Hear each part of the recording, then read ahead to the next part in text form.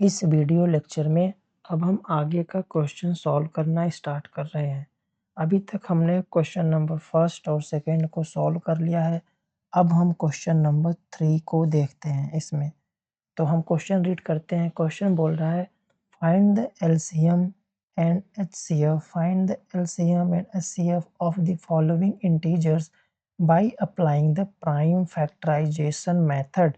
अब हम इसके पहले वाले जो वीडियो लेक्चर सीरीज देखा है उसमें हमें जान चुके हैं कि प्राइम फैक्टराइजेशन मेथड क्या होता है। मतलब हम क्या करते हैं, फैक्टर निकालते हैं किसी भी नंबर के और वो फैक्टर क्या होते हैं, प्राइम नंबर होते हैं। तो हम बोलते हैं कि ये प्राइम फैक्टराइजेशन मेथड है। ठीक है, तो अब हम क्वेश्चन सॉल्व करना स्टार्ट करते हैं। यहाँ लिखते हैं सॉल्व। पहला नंबर क्या दिया है, क्वेश्चन पहला क्या दिया है, 12, 15 एंड 21, राइट। ठीक, अब हमें इसको पहले फैक्टर निकालना है। तो वही अपना तरीका जिससे हम फैक्टर निकालते हैं। फैक्टर निकालने के लिए पहले इसको हम डिवाइड करते हैं। किससे डिवाइड होगा, 2 से डिवाइड होगा।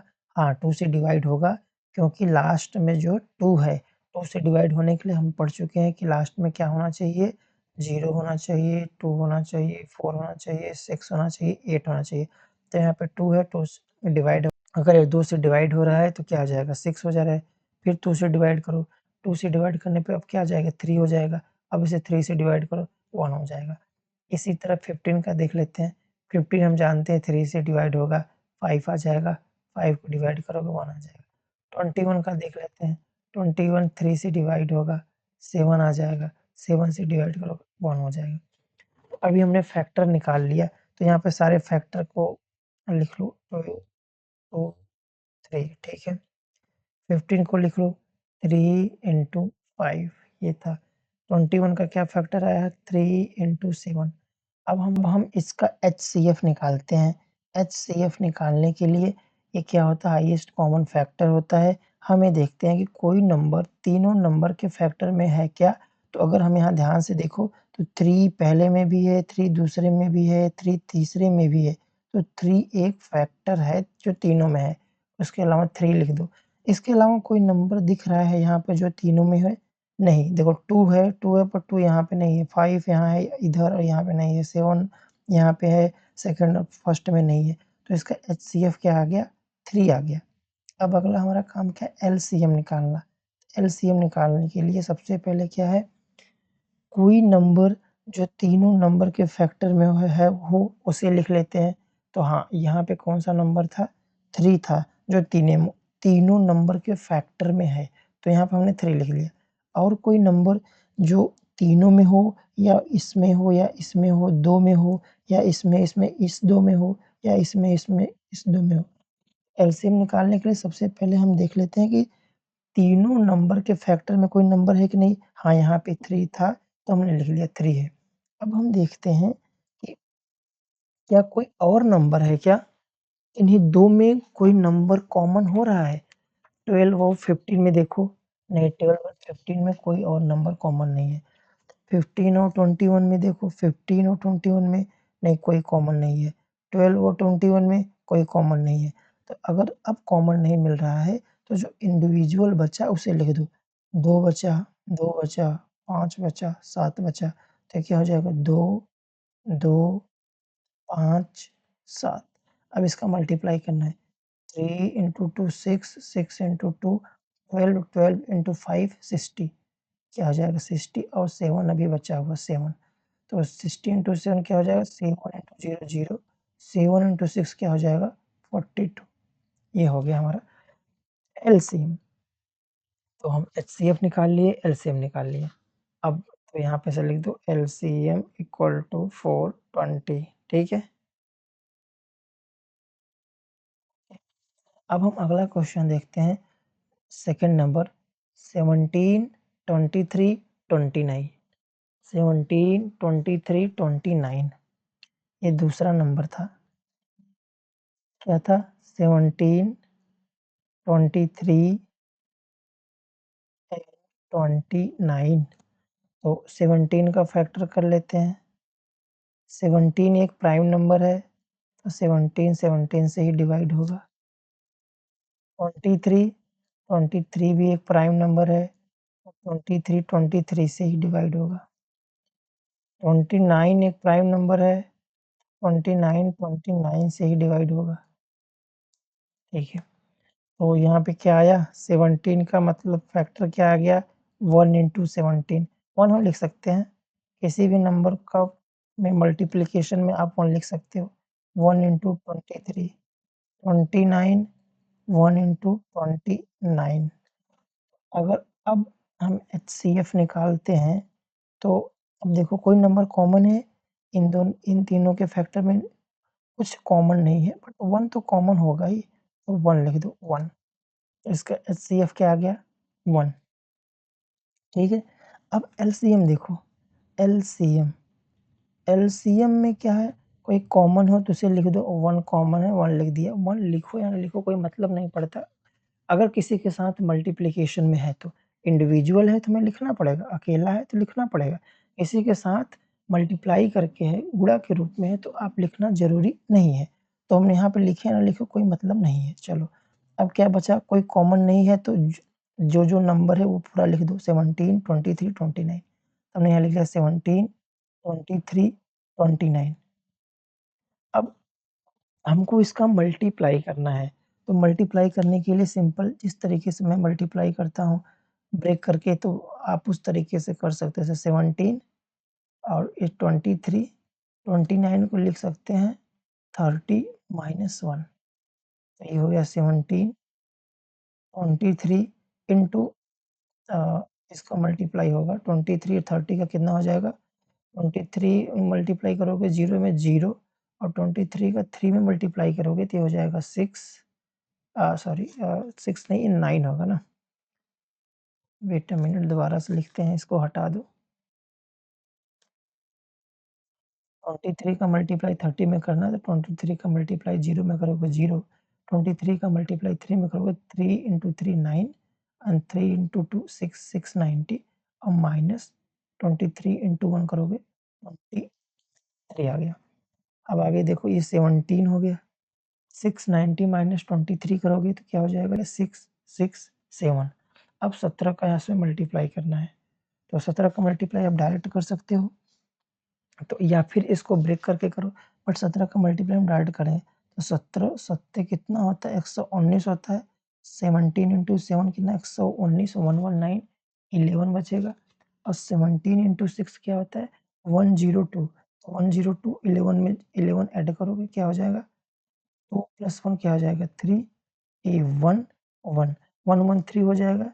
जब 3 आएगा 11 बचेगा, फिर 17 इंटू 6 करोगे, फिर 102 आएगा, फिर 1 ऐड करोगे तो फिर 113 आ जाएगा। 2 प्लस 1 3 1 1, ये 1 1 3 3 9, ये हो गया एलसीएम।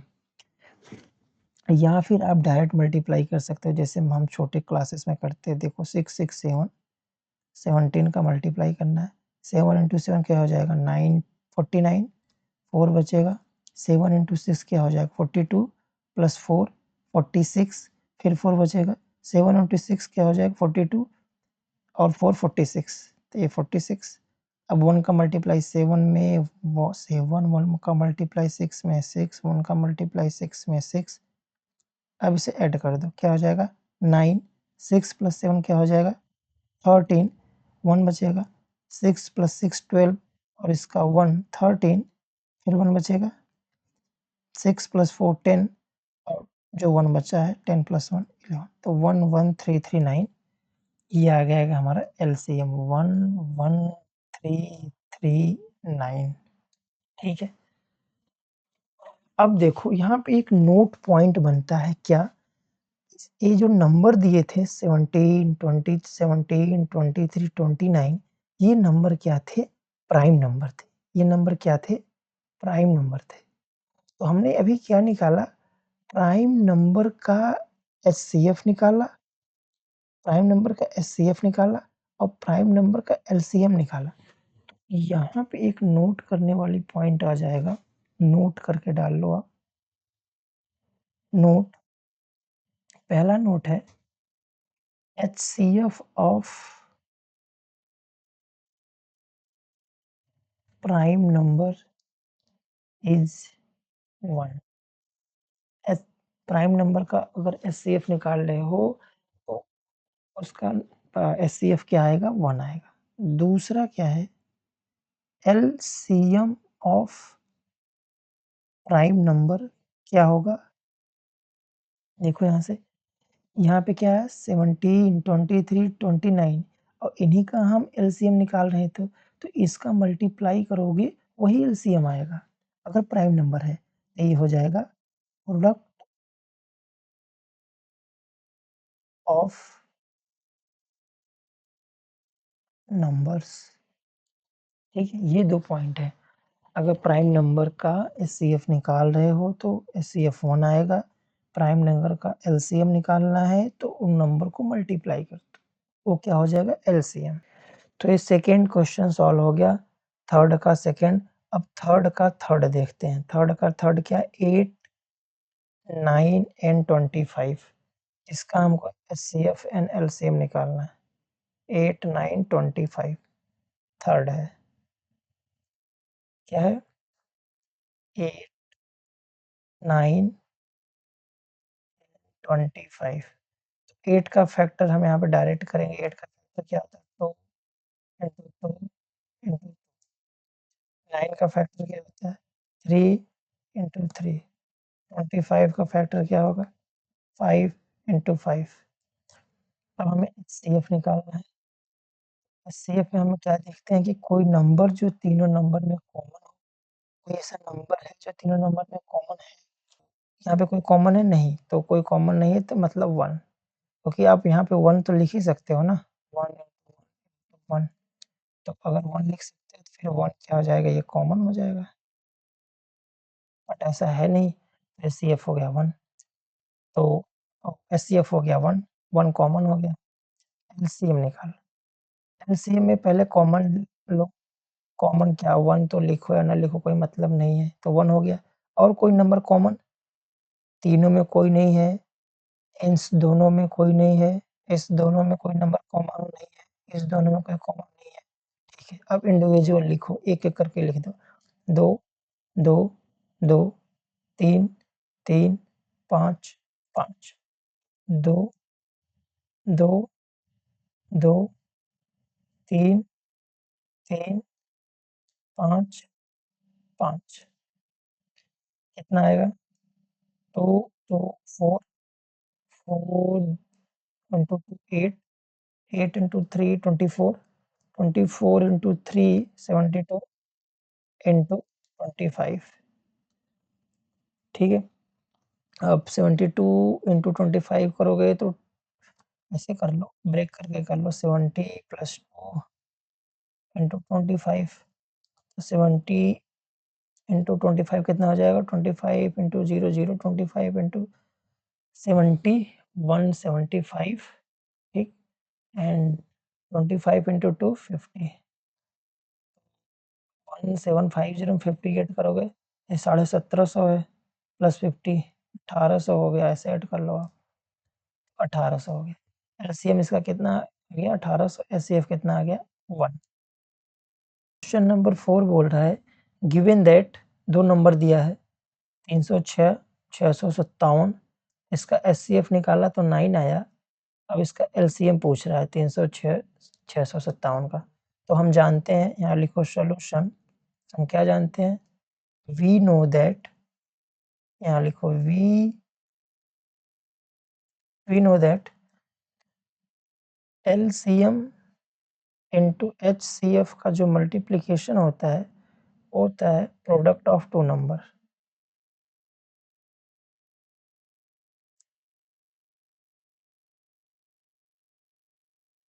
ये जो वैलिड होता है केवल 2 नंबर के लिए वैलिड होता है, 3 नंबर के लिए नहीं। तो ये हमारा यहाँ पे हमारा 2 नंबर दिया था, उसका एचसीएफ दिया, एलसीएम पूछा है। तो एलसीएम हमें पूछा ही है, एलसीएम ऐसे लिख दो। एचसीएफ कितना दिया है? 9 दिया है। Product of two number, 2 number क्या दिए हैं? 306 और 657, 657। 9 इधर मल्टीप्लिकेशन में है, दूसरी साइड जाएगा इक्वल टू के क्या हो जाएगा? डिवाइड में हो जाएगा। LCM equal to 306 into 657 divide by 9। अब देखो इसको या फिर आप मल्टीप्लाई करो फिर 9 से डिवाइड करो, या फिर देखो 9 जो है 3 से डिवाइड हो जाएगा, 3 से डिवाइड हो जाएगा, तो इसमें से देखना है कोई नंबर डिवाइड हो सकता है 3 से क्या? हाँ, ये डिवाइड हो सकता है। तो ये हो जाएगा 3 एकम 3, 3 0 0, 3 2 जा 6, 3 3 जा 9। अब 102 डिवाइड हो सकता है क्या? हाँ, 102 भी 3 से डिवाइड होगा। तो 3 3 जा 9, 1 बचेगा, 12 हो जाएगा, 3 4 जा 12 और ये 3 कट जाएगा। तो इक्वल क्या आ जाएगा? 34 इंटू 657। अब तो आप डायरेक्ट मल्टीप्लाई कर सकते हो, चाहे जैसे आप मल्टीप्लाई करो, इसको डिवाइड कर ब्रेक करके मल्टीप्लाई करो। तो पहले मैं अलग से मल्टीप्लाई करके दिखा देता हूँ, फिर पहले ब्रेक करके दिखा देता हूँ। 34 को क्या लिख सकते हो? 30 + 4, ठीक है, और यहाँ पे 657। तो 30 का मल्टीप्लाई 657 में करोगे कितना आएगा? 0 का 0 हो गया, 3 इंटू 7 21, 1 आएगा, 2 बचेगा, 3 इंटू 5 15, 15 और यहाँ पे जो 2 आया था 17, फिर 1 बचेगा, 3 इंटू 6 18 और जो 1 बचा था वो 19। ये हो गया। अब इसमें 4 का मल्टीप्लाई करो, 4 इंटू 7 28, 2 बचेगा, 4 इंटू 5 20 और जो 2 बचा था तो 22 हो गया, 4 इंटू 6 24 और जो 2 बचा था तो हो गया 26। अब इसको ऐड कर दो, 0 + 8 8, 1 + 2 3, 7 + 6 13, 3 1 बचेगा, 9 + 2 11। अब 11 का और एक बचा हुआ है पहले से तो क्या हो जाएगा 12, फिर 1 बचेगा, 1 + 1 2, 2 2 3 3 8 इसका आंसर हो जाएगा। या फिर आप यहाँ पे डायरेक्ट मल्टीप्लाई करो, 657 इंटू 34, जैसे हम छोटे क्लासेस में करते थे। 4 इंटू 7 28, 2 बचेगा, 4 इंटू 5 20 और 20 प्लस से 2 22, 2 हो जाएगा, फिर 2 बचेगा, 4 इंटू 6 24 और 24 और ये जो 2 बचा है तो कितना हो जाएगा 26। ठीक है, अब 3 से मल्टीप्लाई करो। जब 3 से मल्टीप्लाई करोगे तो एक डिजिट यहाँ पे छोड़ दोगे क्योंकि अब दूसरे डिजिट का मल्टीप्लाई कर रहे हैं। तो 3 इंटू 7 21, 2 बचेगा, 3 इंटू 5 15, 15 + 2 17, 1 बचेगा, 3 इंटू 6 18 और जो 1 है तो क्या हो जाएगा 19। अब इसे ऐड करो, क्या आ जाएगा 8, 2 + 1 3, 7 + 6 13 का 3, 1 बचेगा, 9 + 2 11 और 11 प्लस ये 1 12, फिर 1 बचेगा, 1 + 1 2, तो ये हो जाएगा 2 2 3 3 8। यही यहाँ पे भी हमारा आ रहा है। तो हमारा जो एलसीएम निकल के क्या आ जाएगा 2 2 3 3 8। ये क्वेश्चन नंबर 4 सॉल्व हो गया। ठीक है, अब क्वेश्चन नंबर 5 देखते हैं। क्वेश्चन नंबर 5 क्या बोल रहा है? Check whether 6 to the power n can be end with the digit 0 for any natural number n। बोल रहा है कि एक नंबर है, क्या है 6 टू द पावर n, ये n की किस वैल्यू के लिए इसकी जो जो सॉल्व करने पे जो वैल्यू आएगी उसका लास्ट डिजिट क्या होगा? 0 होगा। क्या होगा? 0। तो n क्या है? Natural number.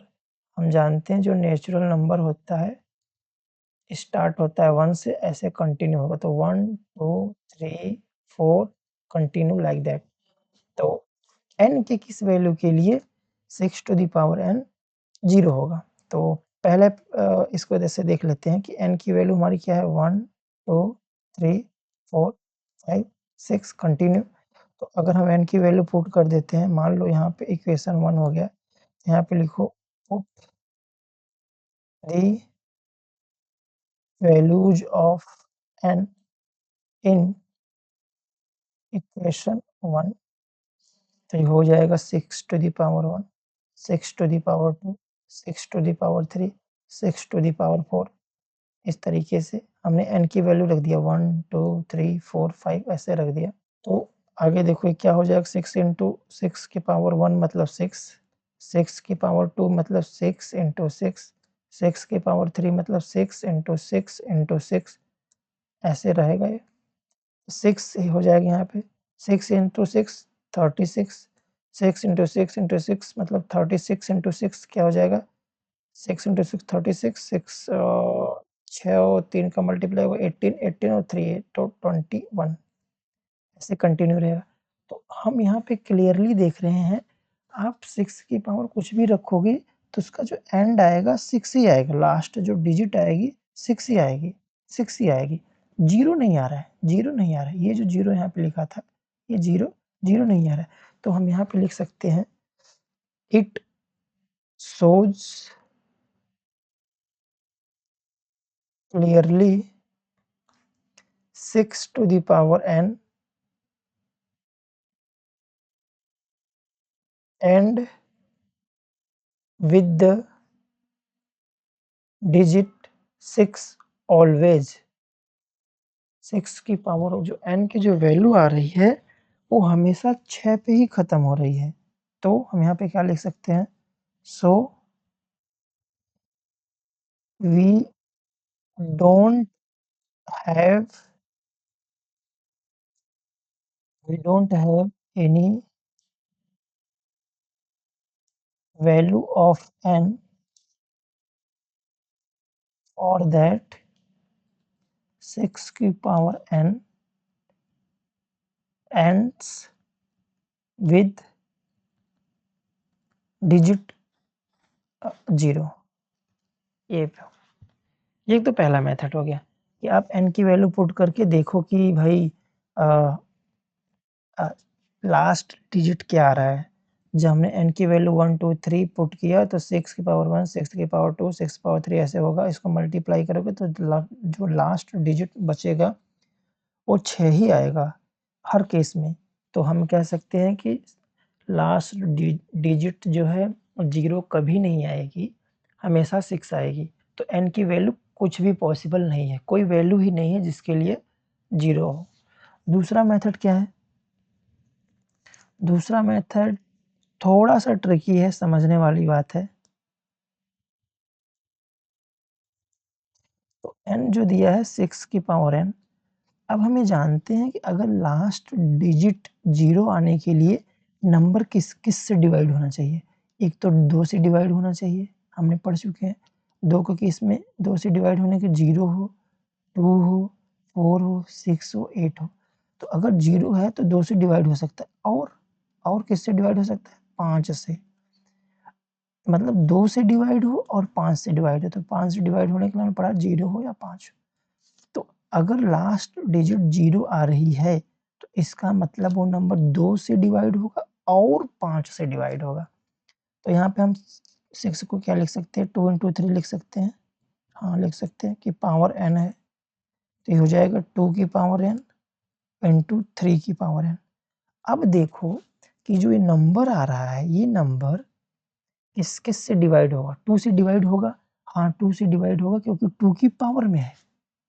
तो ये नंबर क्या होगा, डिवाइड्स बाई 2। चलो एक कंडीशन तो सेटिस्फाई हो गई, 0 आने के लिए 2 से डिवाइड होगा। अब दूसरी भी कंडीशन क्या है, 5 से भी डिवाइड होना चाहिए। दूसरी कंडीशन बोल रहा है कि 5 से भी डिवाइड होना चाहिए। बट ये क्या 5 से डिवाइड होगा? नहीं, क्योंकि 5 का मल्टीप्लिकेशन ही नहीं है इसमें, 5 की पावर ही कोई नहीं है, तो ये 5 से डिवाइड नहीं होगा। तो it will not be divide by 5।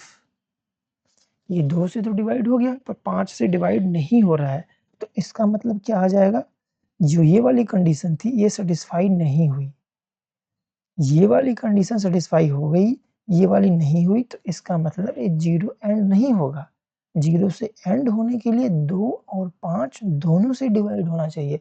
मतलब 2 सी वाली कंडीशन भी सैटिस्फाई होनी चाहिए, 5 वाली भी कंडीशन सैटिस्फाई होनी चाहिए। यहाँ पे एग्ज़ाम्पल देख लो, जैसे हमने एग्ज़ाम्पल ले लिया 30, 2 से डिवाइड है, हाँ 2 से डिवाइड है, 5 से डिवाइड है, हाँ 5 से डिवाइड है। अब एक ऐसा एग्ज़ाम्पल लो जो 2 से डिवाइड हो और 5 से डिवाइड ना हो। जैसे हमने 8 ले लिया, ये 2 से डिवाइड है, हाँ ये 2 से डिवाइड है, पर 5 से डिवाइड नहीं होगा ना, इसलिए इसके लास्ट में 0 नहीं है। सेम वही कॉन्सेप्ट यहाँ मैंने यूज़ किया है। अगर 0 है तो 2 से डिवाइड होगा, 5 से भी डिवाइड होगा। हमने नंबर को ब्रेक किया तो 2 की पावर में है तो 2 से तो डिवाइड हो रहा है, बट 5 से डिवाइड नहीं होगा क्योंकि 5 की पावर में नहीं है। तो it shows it will not be divided by 5, सो यहाँ पे लिख so it clearly shows 6 to the power and will never ends with digit 0 at any value of n. It it clearly shows 6 to the power n will never ends with digit 0 at any value of n. ये question number 5 solve हो गया। अब इस chapter में हमारे पास 2 question और बच रहे हैं, क्वेश्चन नंबर 6 और क्वेश्चन नंबर 7। 6 और 7 अगले वीडियो में मैं सॉल्व कर दूँगा। तो अगर आपको ये जो हमने 3 क्वेश्चन आज सॉल्व किए 3, 4, 5, अगर आपको वीडियो अच्छा लगा हो, तो आपको क्या करना है, लाइक करना है, कमेंट्स करना है और सब्सक्राइब करना है और चैनल को क्या करना है, शेयर करना है। आगे के जो 2 क्वेश्चन बाकी हैं वो नेक्स्ट वीडियो में आ जाएँगे, उसके बाद हम चैप्टर 1.2 को सॉल्व करने के लिए स्टार्ट करेंगे। ओके।